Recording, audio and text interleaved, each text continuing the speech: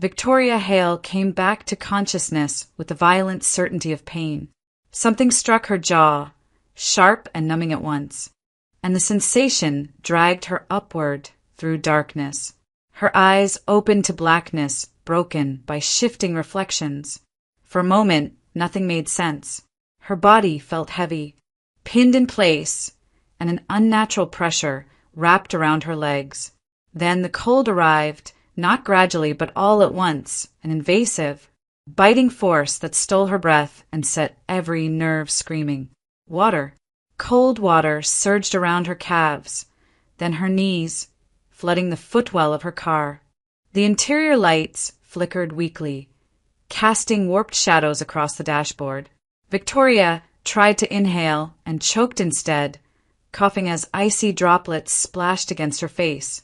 Her head throbbed. Her jaw ached as if she had been hit.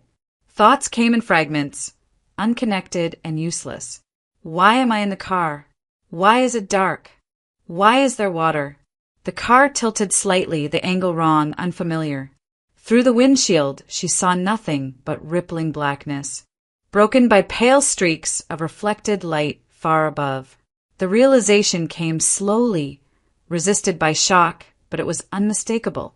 The car was sinking. Her heart began to hammer, panic rising in her chest, but her mind lagged behind, sluggish and disoriented. She tried to move her legs and felt resistance, the water already pressing against her, stealing warmth, stealing strength. Her fingers fumbled uselessly at her seatbelt before instinct took over, and she forced herself to focus. Breathe. Think. The interior filled rapidly now, the water climbing past her thighs. It burned like ice, shocking her muscles into trembling. Her hands shook as she reached for the door handle. For one terrifying second, nothing happened. The pressure outside held the door fast, sealed by the river itself. A sharp, animal fear clawed at her chest. This is how I die.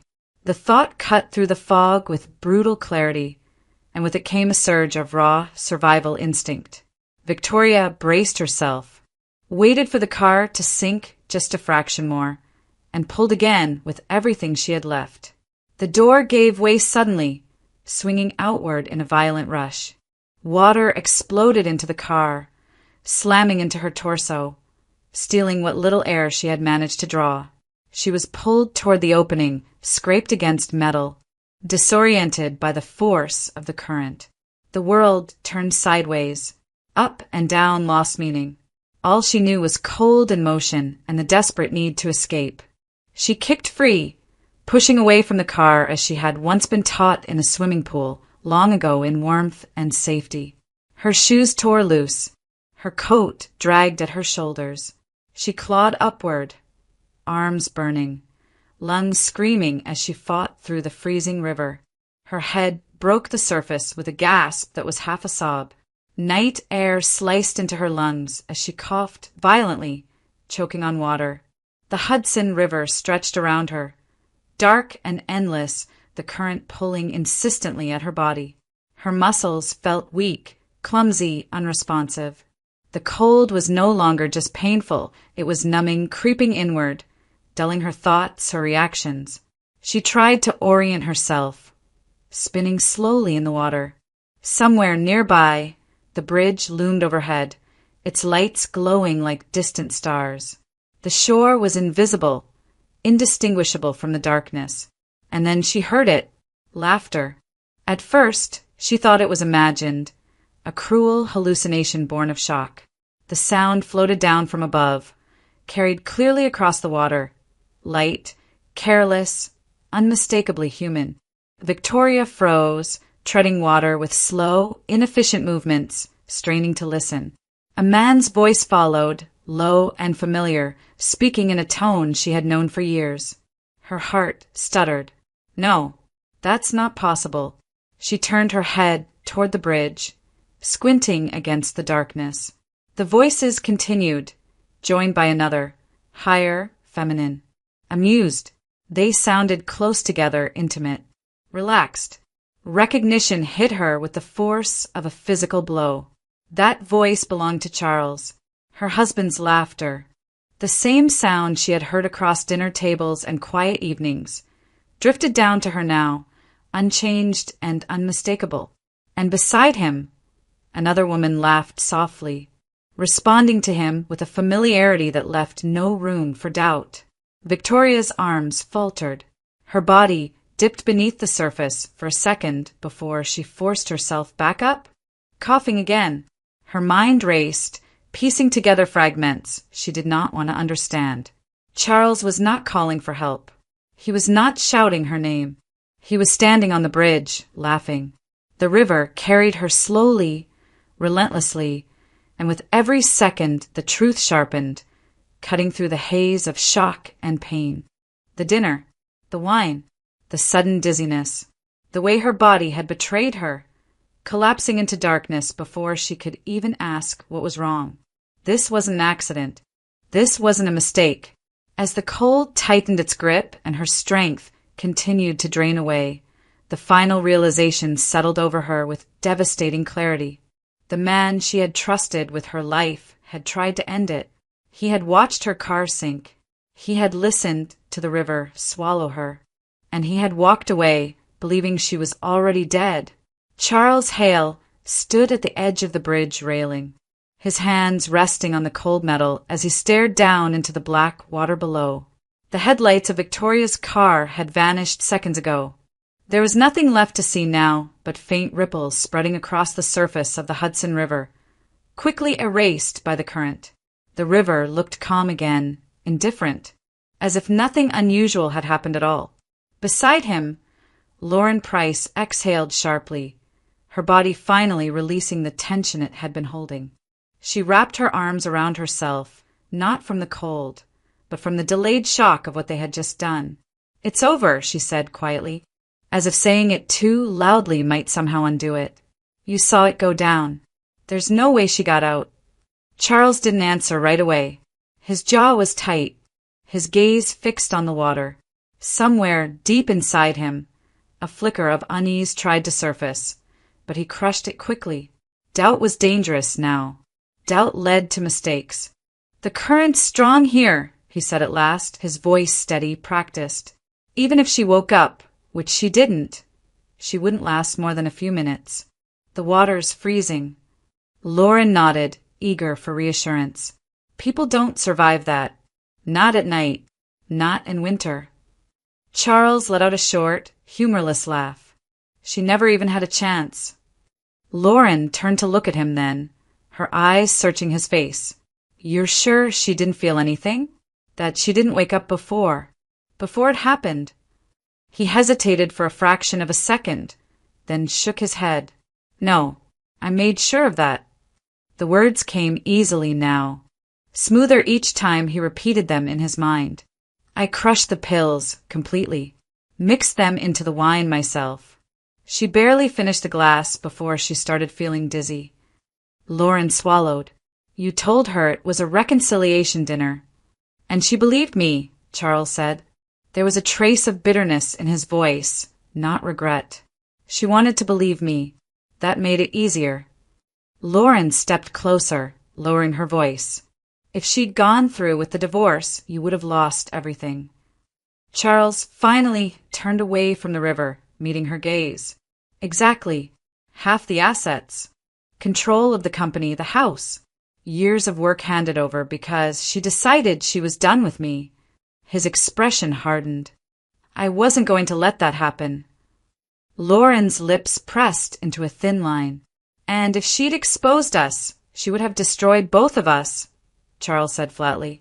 This was the only way. For a moment, neither of them spoke. The night air felt heavy, pressing in around them. Then Lauren reached out and touched his arm, her fingers trembling slightly. "She's gone now," she said. "It's finished." Charles glanced back at the river one last time. In his mind, the image was already complete. Victoria trapped, helpless, disappearing into darkness. He pictured the police reports, the search efforts, the sympathetic looks. He knew the role he would play.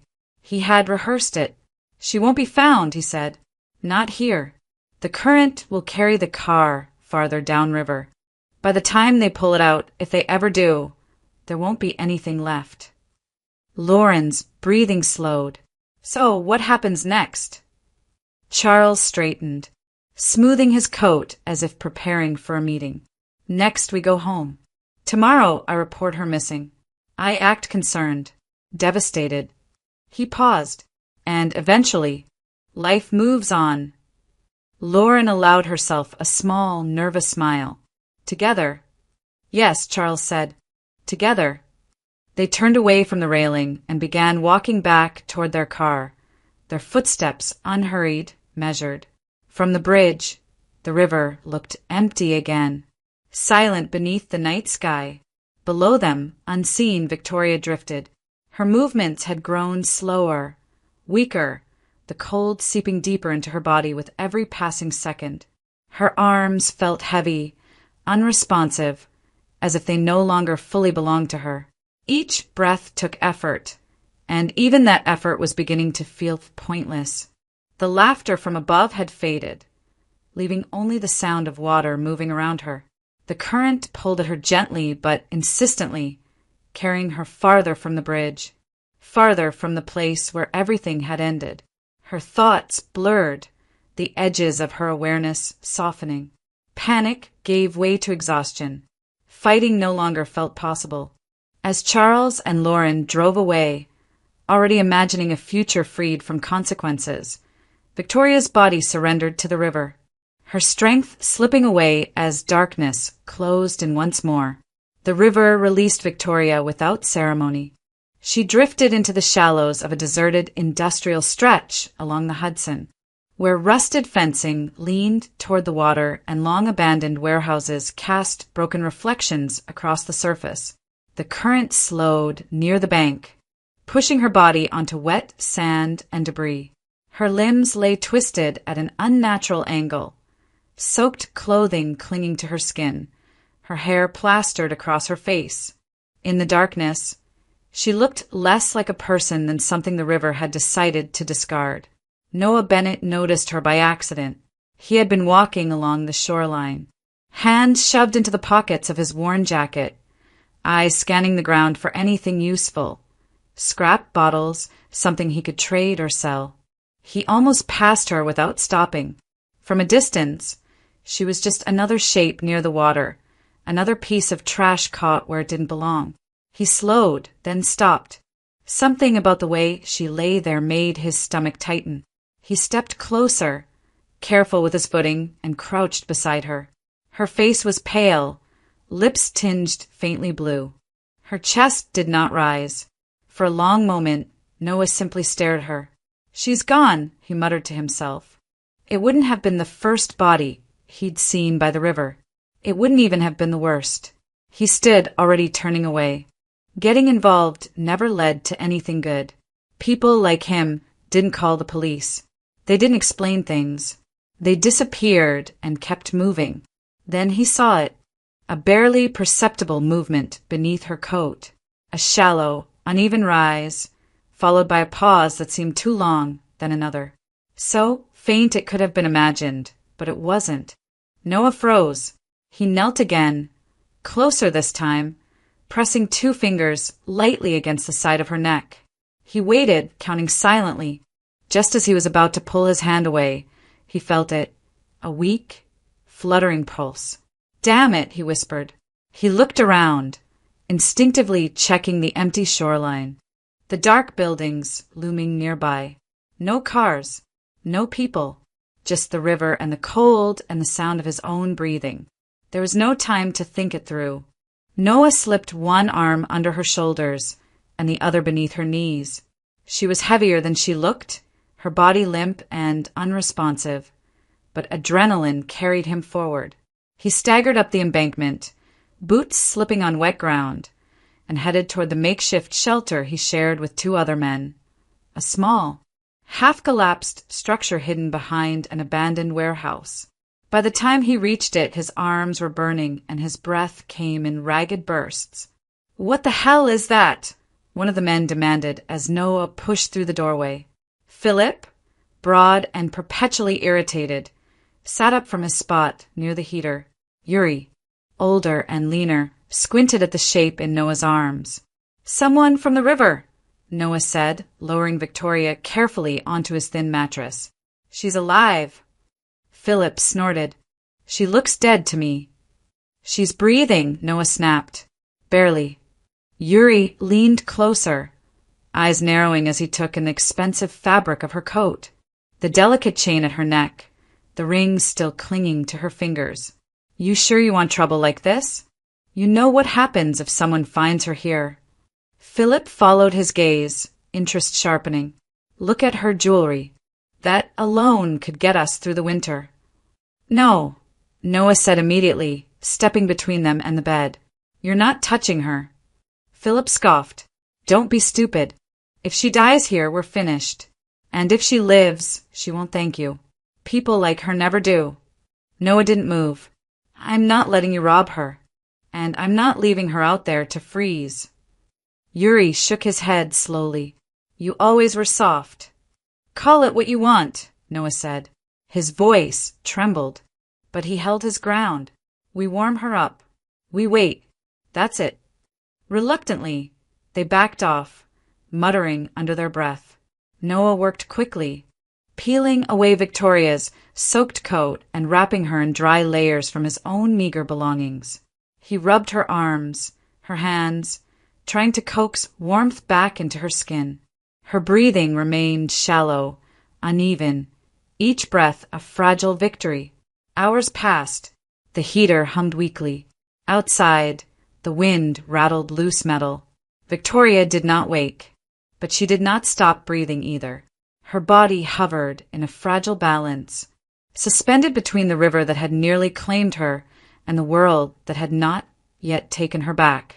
Noah sat beside her, watching her chest rise and fall, counting breaths as if his attention alone might keep her alive. He didn't know her name. He didn't know where she had come from or why she had ended up in the river. He only knew that, for now, she was still here. And that was enough. Time lost its meaning. Victoria existed in fragments, sensations without order, moments that surfaced and vanished before she could grasp them. Sometimes there was cold, deep and aching, lodged in her bones. Other times there was warmth pressed against her skin, rough fabric tucked around her shoulders. Sounds drifted in and out, the low hum of something mechanical, the distant clatter of metal, a man's voice speaking softly, usually to himself. She did not wake so much as surface. Her eyes would flutter open to darkness and unfamiliar shapes, then close again as exhaustion dragged her under. Her thoughts were slow, disconnected. She knew only that moving hurt, that breathing required effort, and that she was unbearably tired. The hypothermia left its mark. Her limbs felt heavy and unreliable, as if they belonged to someone else. When she tried to lift her hand, it trembled and fell back uselessly. Her mouth was dry, her throat raw, and her head throbbed with a dull, persistent ache. Memories hovered just beyond reach, blurred and incomplete. Noah stayed close. He moved quietly, aware of the tension his decision had created. Philip and Yuri watched with thinly veiled resentment, their patience worn down by the days that followed. They complained about the space she occupied, about the risk, about the wasted time. Noah ignored them as best he could. He checked her breathing constantly, counting each shallow rise of her chest. He brought her water in small sips when she could manage it, holding the cup steady with careful hands. He spoke to her sometimes, not because he expected answers, but because silence felt wrong. "You're safe," he murmured once, unsure if she could hear him. "You just need to rest." Victoria heard the voice before she understood the words. It anchored her, a steady presence cutting through the fog. When she opened her eyes again, the darkness resolved into shapes, a low ceiling, uneven walls, the dim glow of a single light source. This was not a hospital. There were no monitors, no antiseptic smell, no crisp sheets. Panic flickered weakly in her chest. She tried to sit up and failed, a sharp wave of dizziness forcing her back down. A hand appeared immediately, firm but gentle, pressing lightly against her shoulder. "Easy," the man said. "Don't try to move yet." She turned her head toward the sound. The effort left her breathless. The man came into focus slowly. Young, tired eyes, stubble along his jaw, concern etched into his expression. "Where?" Her voice came out hoarse, barely more than a whisper. "You're by the river," he said. "I found you on the bank." Her brow furrowed as she tried to process the words. The river. That part made sense in a distant way, like a memory glimpsed through frosted glass.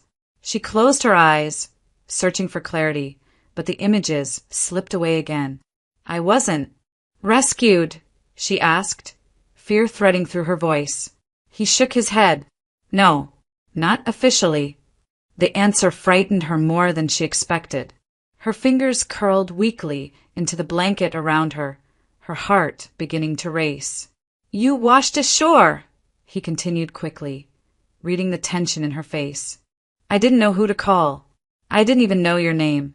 I couldn't leave you there." She studied him. What little strength she had focused on his face.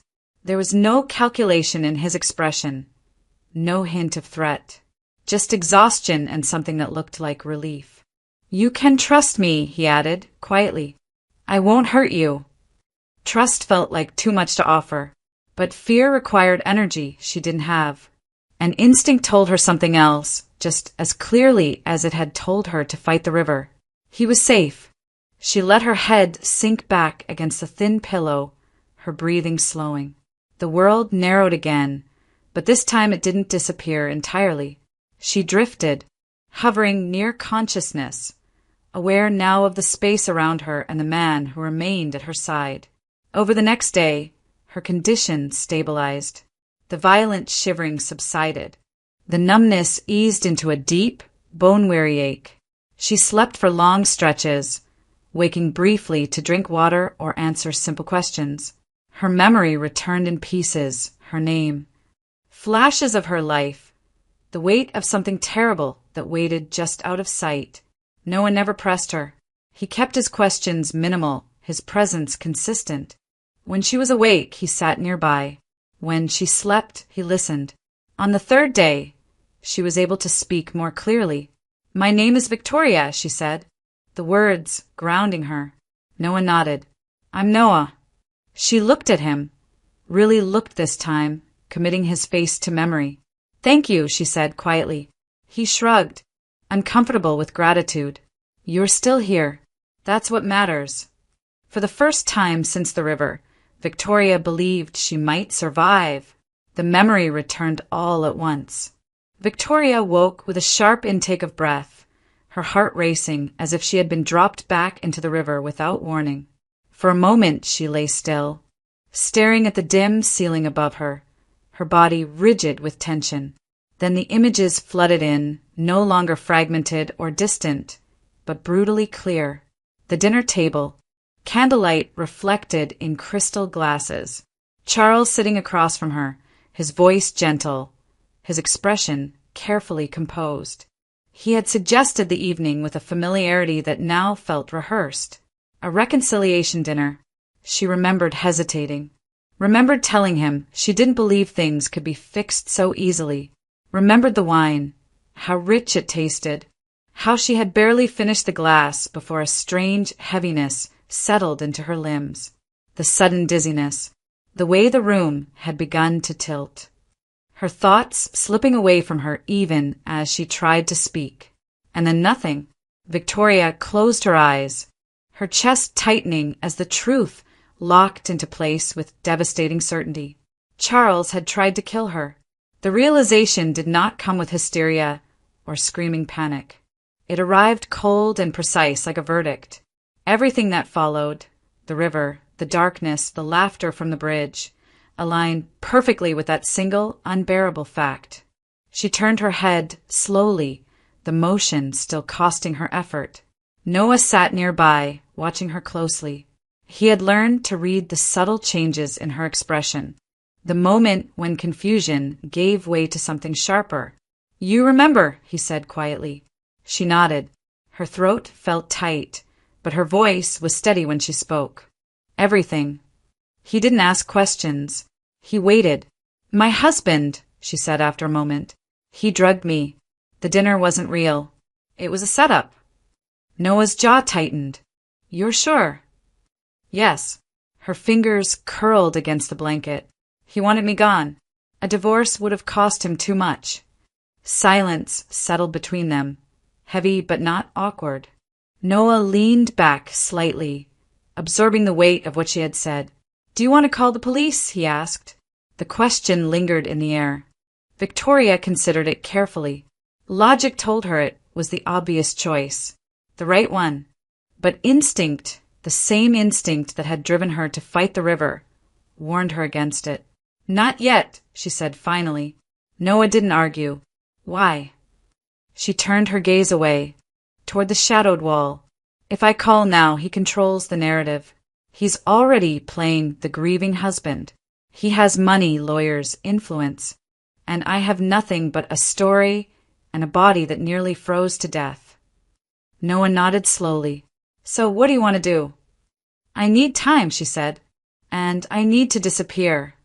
He thought for a moment, then stood. "I can help you get out of here." Quietly. Later that night, when she was strong enough to walk with support, they left the shelter together. The air outside was sharp, biting, but it felt cleaner than the stale darkness she was leaving behind. Victoria wore borrowed clothes, her own dried and folded in a small bag. Her movements were slow, deliberate, but each step felt like a reclaiming. They walked until they reached a gas station on the edge of the main road. Bright, fluorescent lights cut through the night, harsh and ordinary. Cars came and went without noticing her. For the first time since the river, she felt the world moving around her again. Noah handed her a phone. "You can use this. I'll wait outside." She nodded, gripping it tightly. Her fingers trembled as she dialed a number she hadn't used in years. The man who answered recognized her voice immediately. "Victoria," he said, stunned. "We thought—" "I know," she interrupted gently. "I don't have much time. I need help. And I need discretion." She explained only what was necessary, that her life had been threatened, that she was alive, but could not be publicly so, that she needed transportation, a place to stay and silence. The connection to her late father was enough. Trust was already there. When she hung up, her hands were steady again. "They'll send a car," she told Noah. "It'll take a little while." He nodded. "Good." As they waited, Victoria looked at him, really looked at him, as she had days before when fear still ruled her thoughts. "You didn't have to do any of this," she said. "You could have walked away." "So could you," he replied. "But you didn't." The car arrived quietly, pulling in beside the station without fanfare. Before getting in, Victoria turned back to Noah. "I can't promise anything," she said. "I don't even know what happens next." He met her gaze. "I'm not asking for promises." She hesitated, then reached out, her hand brushing his arm. A simple gesture, weighted with gratitude. "I won't forget you." He watched as she got into the car and drove away, her figure disappearing into the night. Victoria Hale was alive, but for now the world would continue to believe she was dead. Charles Hale waited exactly 24 hours before contacting the police. By then, he had rehearsed the story so many times that it felt almost real. He sat in the precinct interview room with his shoulders slumped, his hands clasped tightly together, his eyes rimmed with red from a night he claimed to have spent searching. His voice broke at the right moments. His pauses were convincing. Grief, when performed well, required restraint. "My wife didn't come home," he said, staring at the table as if the words themselves were too heavy to lift. She said she had a late meeting near the river. "She never does that without telling me where she's going, who she's meeting. This isn't like her." The officers exchanged glances, noting the tremor in his voice, the way he rubbed his hands together as if trying to warm them. "Did you argue that day?" one of them asked. Charles shook his head immediately. "No, we were trying to fix things." The lie slid into place without resistance. Search efforts began quickly. Patrol units canvassed the riverfront. By the second day, divers were called in after a fisherman reported something metallic beneath the surface. The recovery took hours. When the car finally emerged from the Hudson River, mud-streaked and distorted by water pressure, the crowd that had gathered fell silent. It was unmistakably Victoria's vehicle. Charles stood behind the police tape, his face pale, his hand pressed to his mouth as if he were struggling to breathe. Cameras captured the moment he turned away, shoulders shaking. The image would be replayed later on local news, accompanied by sympathetic commentary. There was no body inside, an officer said quietly. Charles closed his eyes, nodding as if the words confirmed his worst fear rather than disrupted his certainty. "The current," he murmured. "She must have been swept away." That explanation was accepted without argument. The Hudson was unforgiving. Everyone knew that. Within days, Charles became the object of public sympathy. Friends, colleagues, even distant acquaintances reached out with condolences. His phone filled with messages of support. At work, people spoke to him in hushed voices. No one questioned his grief. No one imagined that beneath the carefully curated sorrow, something else was taking root. Lauren Price moved into Victoria's house before the search officially ended. At first, Charles told himself it was temporary. Practical. He needed someone there. Someone who understood. Lauren told herself the same thing. But within a week, her clothes occupied a full closet. Her toiletries lined the bathroom counters. Her presence woven seamlessly into the routines of the home. They dined out again. Expensive restaurants, private rooms, champagne that Charles ordered without hesitation, paid for with accounts that still bore Victoria's name. "She would have wanted you to live," Lauren said one evening, her hand resting on his. "She wouldn't want you to suffer." Charles nodded, letting the justification settle comfortably around him. He resumed spending as if nothing had changed. New furniture, a short trip out of town, small luxuries that reminded him of control of normalcy. But Lauren's patience thinned quickly. "How long do we have to wait?" she asked one night, pacing the living room. "Everyone knows she's gone. The car was in the river. The house is ours now, in everything but name." Charles leaned back in his chair, irritation flickering across his face. "Legally, it's not that simple." "Then make it simple," she snapped. "Talk to a lawyer. Push for a declaration." "There are procedures," he said sharply. "Timelines." Lauren crossed her arms. "I'm not waiting 5 years to be a secret." Her words struck something raw. Charles had expected gratitude, compliance. Instead, pressure mounted from every direction. He assured her he was handling it, that things would fall into place. He believed it until the call came. The lawyer's voice was calm, professional, discreet. "There's something you should know," he said. "I'm not at liberty to disclose details publicly yet, but given your position, it would be irresponsible not to inform you." Charles straightened in his chair. "Inform me of what?" "Victoria Hale's estate plan." Charles exhaled, tension easing. "Yes, I assumed she did not leave her assets to you," the lawyer interrupted gently. The silence that followed was absolute. "What?" Charles said. "The will was revised several months ago," the lawyer continued. "The majority of her estate is designated elsewhere, charitable trusts, business partners, foundations connected to her family." "That's impossible," Charles snapped. "I'm her husband." "You are," the lawyer agreed. "That does not automatically override a valid will." Charles stood abruptly, his chair scraping across the floor. "She would never do that." "She did," the lawyer said. and it was properly executed. The call ended shortly after, but Charles remained frozen, phone still pressed to his ear. The house felt suddenly unfamiliar, the walls too close, the silence oppressive. When Lauren returned home and saw his expression, she stopped short. What happened? He looked at her, disbelief giving way to rage. She cut me out. Lauren stared. Out of what? Everything. The word echoed between them. Confidence drained from Charles's posture, replaced by something brittle and volatile. For the first time since the bridge, the future he had imagined cracked visibly down the center. Victoria was gone, but she was still winning. Victoria Hale ceased to exist quietly. Under a different name, she checked into a modest hotel several miles from the river, far enough from the center of town that no one expected to see her there. The room was small and impersonal, neutral walls, thin curtains, furniture chosen for function rather than comfort. It suited her purpose. She needed a place where no one would remember her face, where her presence would not be questioned. She changed the way she looked first. Her hair, once styled carefully and instantly recognizable, was cut shorter and dyed darker.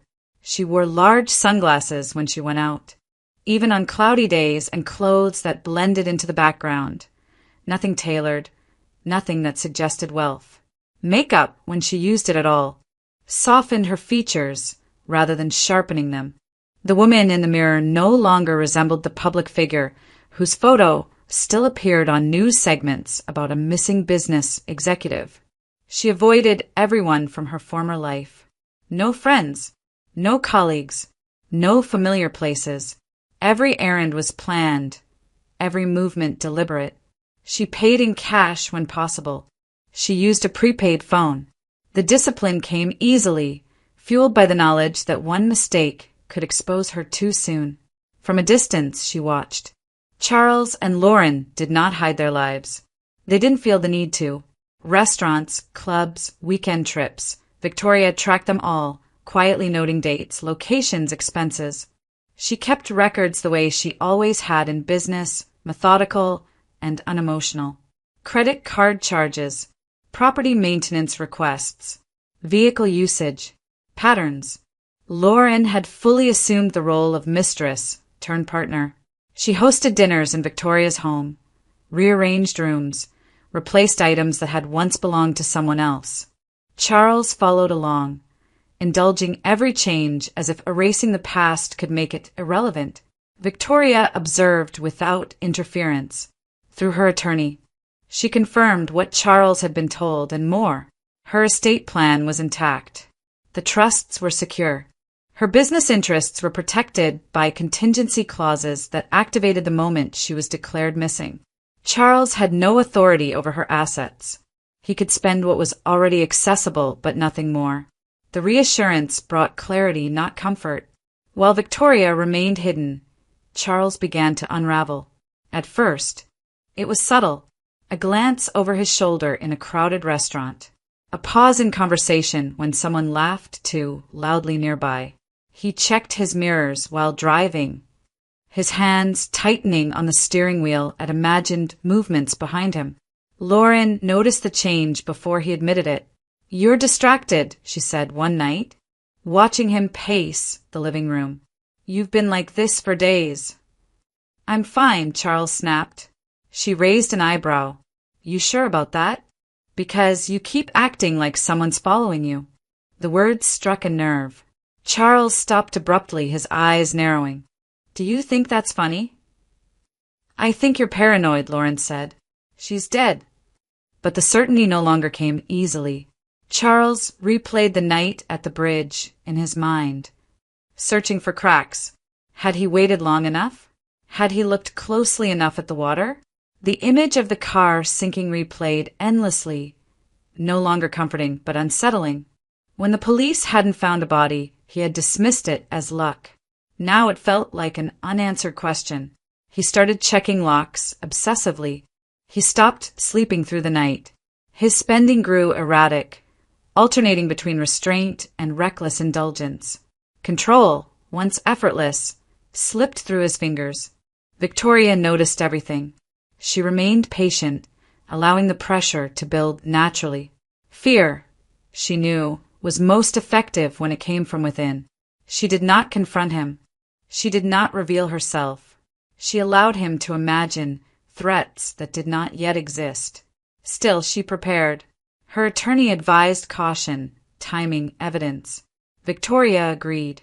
Truth meant nothing without proof, and proof required discipline. She gathered what she could, carefully, without crossing lines that might expose her presence. Each day brought her closer to the moment she would step back into the light. At night, alone in the hotel room, the weight of secrecy pressed down on her. She replayed Noah's face in her mind, the calm certainty in his voice when he had told her she was safe. She had not contacted him. Not yet. Some connections were too dangerous to revisit before the time was right. Victoria knew one thing with absolute clarity. She would not stay hidden forever, but when she returned, it would be on her terms. Charles Hale returned to the river as if drawn by a force he no longer controlled. He told Lauren he needed air, space to think, but the truth was simpler and darker. The Hudson River had become the center of his unease, the place where certainty had dissolved into doubt. He drove north along the familiar roads, past the industrial outskirts where the river bent away from the city, slowing near stretches of abandoned land and scattered shelters. He parked near the embankment and walked on foot, his coat pulled tight against the cold. He watched the water for a long time. Searching for answers it refused to give him. Then he turned his attention to the people who lived along its edges. He started carefully, a few casual questions, a sympathetic tone. A folded bill passed discreetly from one hand to another. He asked if anyone had seen a woman pulled from the river weeks earlier, if anyone had found a body, if anyone remembered something out of the ordinary. At first, the answers were vague. Shrugs, denials, disinterest. Then someone talked. She wasn't dead, a man muttered, eyes fixed on the cash, barely breathing but alive. Charles felt the words land like a blow to the chest. What happened to her? Another pause, another bill exchanged. Some guy found her, took her away, don't know where. A man. Charles's mind raced. Victoria had survived. She had been pulled from the river by someone he didn't know, someone who had seen her alive, who might have heard her story. The realization shattered the fragile calm he had been clinging to. She left, the man added. Didn't stick around. Charles thanked them and walked away before they could see the fury hardening behind his eyes. Back in his car, his hands shook as he gripped the steering wheel. Fear gave way to rage, then to resolve. If Victoria was alive, everything was at risk. The will, the exposure, prison. He could not allow that. The plan formed quickly, brutally. He would finish what he had started. He would draw her out, somewhere quiet, somewhere final, somewhere no one would interfere. A cemetery. It was perfect. Secluded, public enough to seem harmless, private enough to disappear within. He knew the one he would use. A small burial ground near the river, rarely visited except during daylight hours. All he needed was to make Victoria believe she was safe enough to meet him. While Charles prepared, the danger reached Noah Bennett by chance. He had been near the same stretch of river, helping one of the men he still knew from the shelter. Snatches of conversation drifted toward him, fragments that made his attention sharpen. A well-dressed man asking questions, offering money, talking about a woman who had survived the river. Noah listened without drawing attention to himself. When he heard enough, his blood ran cold. She left with a man, someone said. Noah understood immediately. Victoria, the memory of her pale face, her shallow breathing, the way she had trusted him enough to leave, that trust tightened painfully in his chest. If Charles was looking for her, then whatever had happened the first time wasn't over. Noah didn't hesitate. He went straight to the police station, stepping inside with hands shoved deep into his pockets, bracing himself for disbelief. He expected to be dismissed, ignored, laughed out of the room. Instead, one officer listened. "What's her name?" the officer asked. "Victoria Hale," Noah said. The reaction was immediate. He told them everything. How he had found her by the river, how she had nearly died, what she had told him about her husband. The details poured out of him, raw and unpolished but consistent. As he spoke, the atmosphere in the room shifted. This was no longer a missing person case. It was attempted murder. Within hours, police began tracing Charles's movements. Credit card activity, vehicle location data, recent inquiries near the river. The pieces aligned quickly, forming a pattern that pointed toward a deliberate return to the scene of the crime. They found him at the cemetery just after dusk. Charles was walking between rows of headstones, his phone in his hand, when the patrol cars pulled in behind him, lights flashing silently. He turned, confusion flashing across his face, followed by recognition. He tried to run. They took him to the ground within seconds. At the station, the pressure mounted fast. Evidence, witness statements, Noah's testimony, the timeline. The inconsistencies in Charles's story collapsed under scrutiny. He denied everything at first. Then he deflected. Then he blamed stress, fear, grief. Finally, the truth spilled out. "Yes," he snapped, his composure finally gone. "I did it. I had to. She was going to ruin me." The words hung in the air, irreversible. "And Lauren?" an investigator asked quietly. Charles hesitated, then laughed bitterly. "She knew. She was there. She pushed me." By the time the confession ended, there was nothing left to salvage. Charles Hale had walked into the cemetery believing he could erase his mistake. Instead, he had led the police straight to the truth. The aftermath unfolded without drama, but with relentless weight. Charles Hale was formally charged within days. Attempted murder, conspiracy, evidence tampering. Each count was read aloud in a courtroom stripped of spectacle. He sat behind the defense table in a tailored suit that no longer fit the man he had become. His expression rigid, eyes hollow.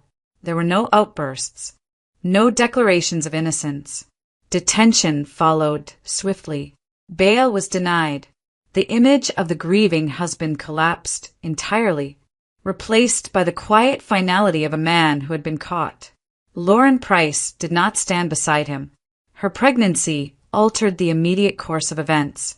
Prosecutors acknowledged her role publicly, her presence on the bridge, her knowledge of the plan, her silence afterward, but deferred arrest pending medical evaluations. The decision drew criticism and scrutiny.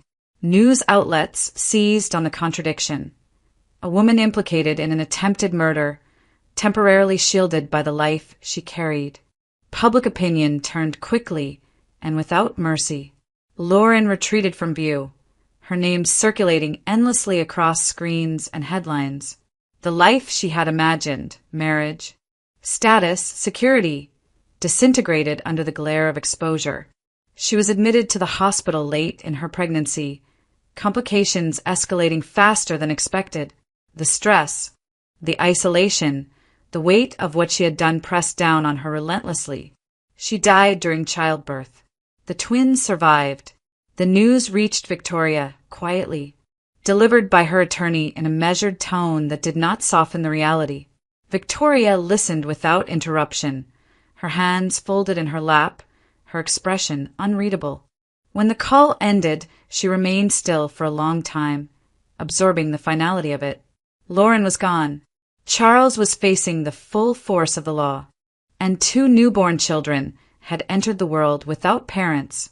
Victoria visited the hospital once alone. She stood outside the neonatal unit, watching through the glass as the infants slept beneath soft lights, unaware of the circumstances that had shaped their first breath. They were small, fragile, impossibly innocent. Whatever their parents had done belonged to another story entirely. The decision came without hesitation. Victoria took responsibility for them. There were legal steps. Of course, guardianship filings, court approvals, careful negotiations handled quietly through counsel. But the choice itself was simple. She would not allow the children to become collateral damage. She would not let their lives begin in punishment for crimes they had not committed. When the twins came home, the house felt different. Not lighter, not healed, but grounded in something real. The cries at night, the routines, the small, relentless demands of care pulled Victoria firmly into the present. Grief did not disappear, but it changed shape, tempered by purpose. Noah Bennett entered her life openly then, without secrecy or shadows. There was no dramatic reunion, no declarations. He came quietly at her invitation, stepping into a world that had once been closed to him. He met the twins. He learned their schedules. He listened more than he spoke. Their connection deepened naturally, built on what they had already shared. There was no illusion between them, no debt or imbalance. He had saved her life, but he did not own that act, and she did not define herself by it. They spoke honestly, sometimes painfully so, about fear, about guilt, about the weight of survival. Trust replaced urgency. He did not rush her. She did not hide from him. In the evenings, after the house had quieted, they sat together without pretense. Sometimes they talked. Sometimes they didn't. The bond between them grew not from rescue, but from choice, from the steady recognition of each other as equals who had endured something that could not be undone. Victoria knew the road ahead would not be simple. Court dates remained. Public memory lingered. Healing did not follow a schedule. But for the first time since the river, she no longer felt alone in carrying it all. And that, she realized, mattered more than anything else. A year passed without announcement. Life did not reset itself, but it settled into something honest. Victoria and Noah moved forward deliberately, without the urgency that had once defined everything around her. There was no dramatic reinvention, no attempt to erase the past. They built a life that acknowledged what had happened without allowing it to dominate what came next. Noah found steady work within Victoria's company, not as a favor and not as a symbol. His education, interrupted years earlier, proved solid. He learned quickly, worked quietly, and earned the respect of people who never knew how their paths had first crossed. To those around them, he was simply a capable employee who kept his head down and did his job well. At home, they lived as equals. Victoria confronted her trauma without performance. Therapy was private. Recovery was uneven. Some nights were calm, others restless. There were moments when the sound of running water tightened her chest, when bridges still demanded deliberate breathing. She did not dramatize these moments, and Noah did not try to fix them. He stayed present. That was enough. The twins grew quickly, filling the house with noise and ordinary chaos. Their presence anchored everything. Victoria watched them learn to sit, then crawl, then laugh, and felt the strange clarity that came with responsibility, freely chosen. They were not reminders of loss, but proof that innocence could survive even the worst circumstances. The legal process ended quietly. Charles Hale was convicted and sentenced. The details were documented, archived, and eventually forgotten by the public. No interviews followed. No statements were issued. Victoria did not attend the final hearing. By then, the outcome no longer defined her. The past was sealed, not erased, but contained. On a clear morning the following spring, Victoria and Noah were married. There was no press, no announcements, no grand venue. The ceremony took place in a small garden outside the city, attended only by those who truly mattered. The twins toddled between the chairs, unaware of the significance of the moment. Vows were spoken softly, without embellishment. What bound them was not rescue or debt, but recognition. They had survived separately, then together. They had chosen each other not in desperation, but in clarity. Their life was not built on revenge or triumph, but on truth acknowledged and carried forward. As the day ended, Victoria stood quietly for a moment, watching Noah lift one of the children into his arms. The river no longer dominated her thoughts. It existed as a fact, not a force. She had not won anything. She had endured, and that she understood now was the most lasting form of justice